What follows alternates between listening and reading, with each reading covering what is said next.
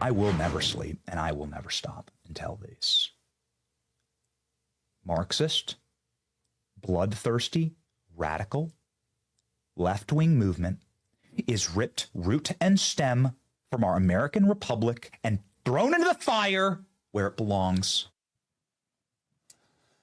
Benny Johnson's pissed off. I get it. His close friend was Charlie Kirk, and Charlie was murdered yesterday. Now, I want Benny to come on and talk about how he's dealing with this and where it takes us. Benny, how you doing? Hi, Chris. Thank you for having me on tonight. Yeah, listen, how am I doing? I appreciate you taking the time. Yeah, not well, but this isn't a time for me to kneel and weep. There are other times for that. This is a time to stand upright and with a full heart carry on the legacy of Charlie and do our very best to nobly remember him, who is a generational talent and somebody that I believe is a true American martyr, a martyr for a cause.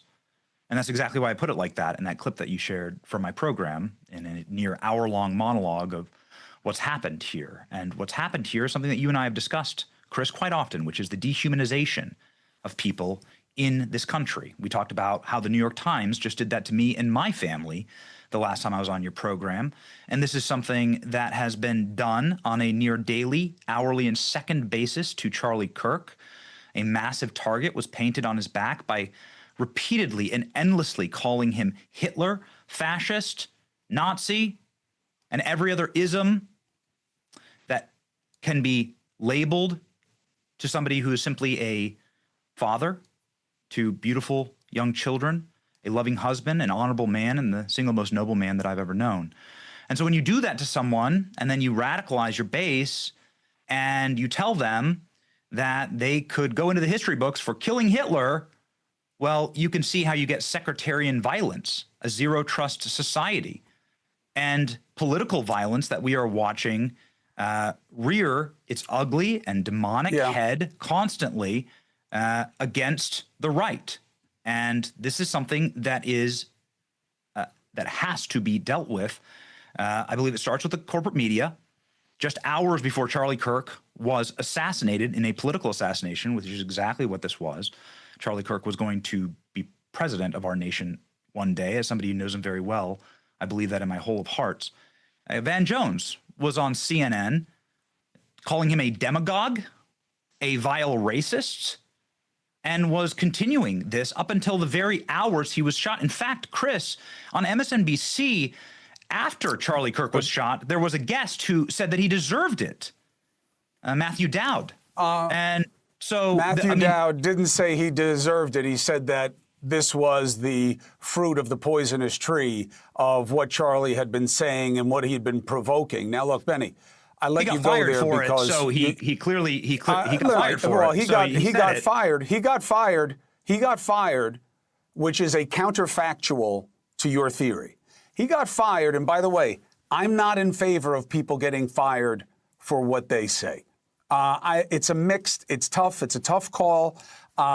I get it, but I'm so afraid of censorship that it makes it hard for me. I don't like what Dowd said. I would have chewed him up and spat him out if he were on my show and said it, which didn't happen with MSNBC.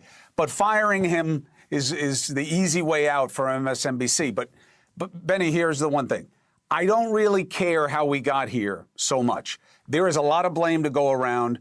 I do not see you guys as victims. You give as good as you get. There is a lot of anger. There is a lot of exaggeration. It is all hate for profit on the fringe of this battling binary political system. My question is now what? Charlie Kirk has never advocated violence ever. Charlie Kirk was only I'm not saying a he did. nonviolent, peaceful debater. He went into places where he knew he was hated in order to engage. I agree. Kindly and humanly that with people. he was not about violence. For you to say that it's the same thing, hold on. It's not, Chris. Hold on. I'm not talking about it with Charlie. Benny, don't play games with me. I'm giving you latitude because you deserve it, because this was your friend, and this is scary, and it hurts, and it could have just as easily been you. The dehumanization is wrong. It's wrong. And There's no question. But Benny, you'll never be able to chew me out, Chris, because I'll never dehumanize. Benny, if I hear that Joe Biden gets a terminal cancer diagnosis, if I hear that Joe Biden gets a terminal cancer diagnosis, I'll say a prayer for him. I'll say that I hope he lives the rest of his days painless. That's exactly what I said. And every person that I know and respect, and I know them all in my ecosystem, said the same thing. Not a single one of us celebrated. Not a single one of us celebrated Joe Biden's terminal cancer diagnosis. Now, I can show you a endless series of TikToks and celebration posts and T-shirts made celebrating this travesty. There is a fundamental difference of those who glorify death on the left, and it is demonic, it's sick, and it's dark, and it needs to be. All right, but it needs to be disavowed. Benny, I hear you. But here's what I'm saying. Again, don't make it like I'm coming at Charlie Kirk, okay? We both know that is not fair and it is not true. And, well, don't make a moral equivalency between Charlie Kirk and Matthew Dowd. I'm not making a morally equivalence at all. I never even said that, Benny. I'm telling you, you're a little triggered right now, okay? I am not blaming Charlie for what he said. Did Charlie say things that he knew were provocative, that some people absolutely take as racist and divisive and wrong? 100%. He and I disagreed all the time about things. I'm saying it doesn't matter because murder is never high ground, period. It doesn't matter what Charlie said to me. What I'm saying is there's plenty of blame to go around about how we got here. My concern is, will anything change for the better? I don't believe that's going to happen. But what do you think? Well, yes, the corporate media ecosystem should stop calling people Nazi, Hitler, and fascist. They should stop naming just political movements. So wait a minute. So you want to censor things? You should stop using terms like that, because that's not what's happening. But you can't. These people. But you can't make people say or not say things. Chris, if I'm you not don't saying I agree with the assessment. Chris, if you don't have, I don't use that analogy, but you can't tell somebody they can't say it, Benny. Chris, after President Trump ate a bullet in Butler, Pennsylvania, President Trump barely survived that assassin's bullet. There were Hollywood celebrities. There were major musical acts. There was a constant series of TikToks and tweets about how that shooter needed to go to target practice. We needed to get better aim. Yes. We need to find better shooters. That was something constantly happening. If you don't see that as a major problem, if you can't disavow that, which we must disavow it, and not I don't disavow it. I don't disavow it because that assumes I'm part of some code. I don't have to disavow it because I don't own it, Benny. These people are just as bad as here's the thing, though. I just think the only difference is the color of the jerseys. People who said that about Trump, who still say it, who said it about Charlie, who get pissed at me for being so sad about what happened to this guy and his family, they are trash. They are trash. But I'm telling you, the left doesn't have the market cornered on trash. And I'm telling you, Benny, a big part of the problem is this constant fight over which side is worse. What I want to know is what makes you better, and what will we see in that way after Charlie? Because let me tell you, he was much nicer than the rest of you. And you are a tough talker, and you are very aggressive. Last night, Fox had one of their main guys saying we have to avenge. What good comes from that? Who becomes about better? Who becomes about something other than wanting to hurt the other side? I mean, do you want your daughter to end up like Irina Zastruka on that bus in Charlottesville? Do you want your sons to wind up like Charlie Kirk? Do you want a country where you're allowed to ride a bus in peace, or you're allowed to debate somebody? You're allowed to politically disagree with somebody without violence? Oh, you win the argument? Okay, I'll kill you. That's what's happening right now. And it's happening on the left. And that is a problem. It's a radicalization. It's happening on both sides. It's a radicalization. It's happening on both sides. Oh, really? Why wasn't there a bunch of... You guys have selective outrage. Why wasn't there a bunch of... selective outrage. There weren't a bunch of cities that were burning when Irina Zastruka got stabbed in the neck and left for dead in that bus. No cities burned, no stores were looted, no cops were attacked.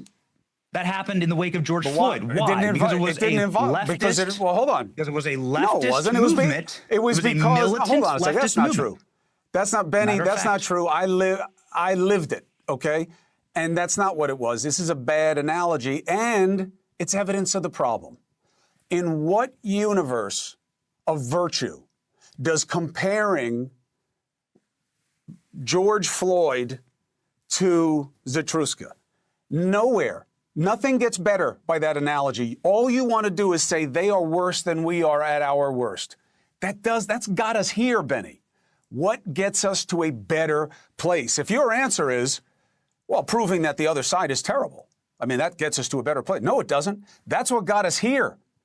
With a president whose inclination, when we don't even know who killed Charlie yet, which is suspicious and bothersome to me. Yes. The president says Democrats did it. You say Democrats did it. One, you don't know that. Two, even if you're right, Benny, what does that do to get us to a better place?